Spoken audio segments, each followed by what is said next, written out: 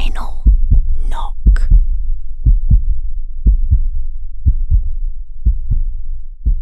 You know that moment when someone looks you dead in the eyes and tells you you're replaceable? Like everything you poured into a company for years meant nothing? My boss said those words to my face after handing me a smaller bonus than everyone else. 3 months later, his once dominant business was a ghost town. His best employees were working for me. His clients had all left, and the man who called me replaceable, he was updating his resume and applying for jobs at my spouse's company. This is the most satisfying revenge story you'll hear all week. If you've ever been underestimated, disrespected, or stabbed in the back at work, you need to hear this. Hit that like button right now, subscribe, and let's dive into one of the cleanest, most justified comebacks I've ever covered. Let me take you back. For just under 5 years, I gave everything to this small company. It had been around for about 10 years before I joined, but during my time there, we exploded. We became the #1 provider of our unique service in the entire region, holding roughly 75% of the market. 15 employees total, a tight-knit group. I loved it. I really did. I handled operations, HR, payroll, customer service, marketing, scheduling, training, you name it. If someone was sick or on vacation, I stepped into their role without missing a beat. My twice-yearly reviews with the owner were always perfect 10s. No notes, no improvements needed. I was exceptional, and everyone knew it. But the owner, let's call him Mark. Mark had this ego. Everything had to be his idea. If it wasn't, it was automatically stupid. I'd been pushing for months, years, for more customizable service options and higher quality packages. The clients were practically begging for them. I brought data, feedback, potential revenue numbers. Mark shot every idea down immediately. "Not how we do things," he'd say with a dismissive wave. "I didn't come up with it, so it can't be that good." I swallowed it, kept performing at the highest level. Then late summer last year, bonus time came around. I opened my envelope and felt my stomach drop. It was bigger than previous years, sure, but noticeably smaller than what my teammates received. I waited until the room cleared and approached Mark. "Hey, are bonuses tied to performance? If so, what could I have done better to earn more?" Mark looked me straight in the eye, leaned back in his chair, and said it without hesitation. "The bonuses aren't performance-related. You're just more replaceable than the others." The words hit like a slap. I felt heat rush to my face. My hands clenched at my sides. For a second, the room spun. All those late nights, all the times I covered for everyone, all the growth I helped drive, reduced to "you're replaceable"? I forced a calm smile. "Oh, okay." I processed every single bonus that day like nothing happened. Then I went to lunch. I called my spouse immediately, voice shaking with rage. They listened. My spouse is brilliant, 21 years on the executive team of a major company, serves on multiple boards. They have this almost supernatural ability to see around corners, to map out every possible outcome.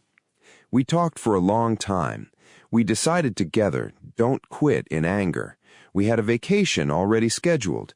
We'd go, clear our heads, enjoy ourselves, and make the smartest decision possible. I went back to work the rest of that day and the next, acting completely normal, professional, polite. Inside, I was boiling. On vacation, we didn't just relax. We strategized. We consulted a business advisor. We talked to an employment attorney. We ran every scenario. The plan, I would return, give 2 weeks' notice, and resign gracefully. But Mark had other plans. The moment I walked back in, he called me into his office and fired me on the spot, in a fit of paranoid rage. He'd clearly sensed something was off. One of the exact scenarios we had prepared for.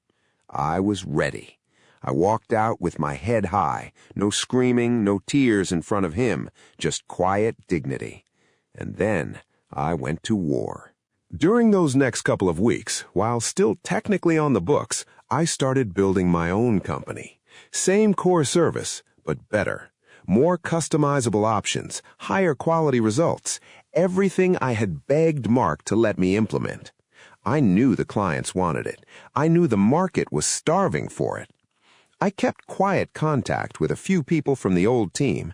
I never pumped them for information, but when they vented to me about how bad things were getting, I just listened.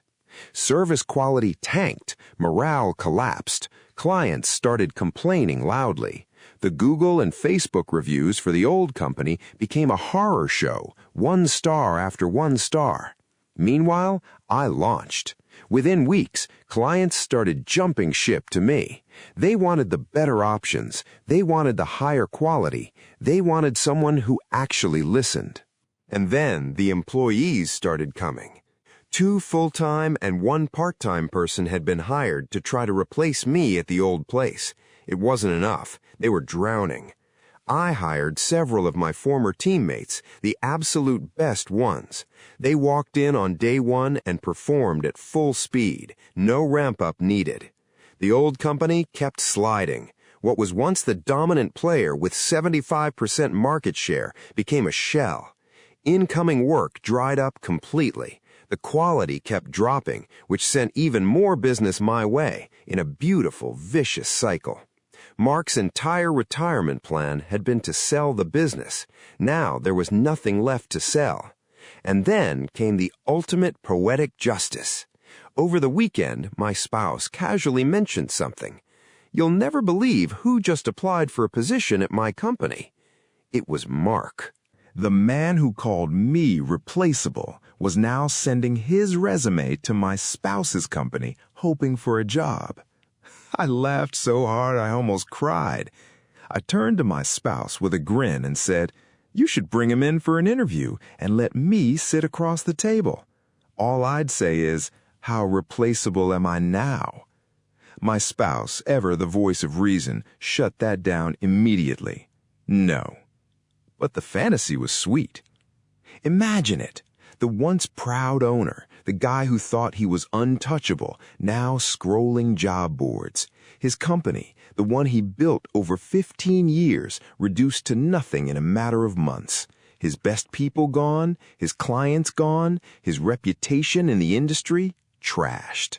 And me? I'm thriving. My company is growing fast, the culture is strong, the clients are happier than they've ever been. The people who left with me are making better money and working in a place that actually values them. Every single day I wake up and feel the deep, soul-level satisfaction of knowing I turned the ultimate insult into the ultimate victory. Not out of pure spite, but because someone looked at my dedication, my talent, and my loyalty and chose to spit on it. They chose wrong. The moral of the story is simple, and it should be taught in every workplace. Never, ever tell your best employees they're replaceable, because they might just prove you right about your entire company. If this story hit you in the chest, smash that like button. It really helps the channel. Drop a comment and tell me what's the most satisfying revenge or comeback you've ever seen or experienced. And if you want more stories like this, raw, emotional, justice-filled Reddit revenge tales, make sure you're subscribed and the bell is on. Thanks for watching. I'll see you in the next one. Stay strong out there.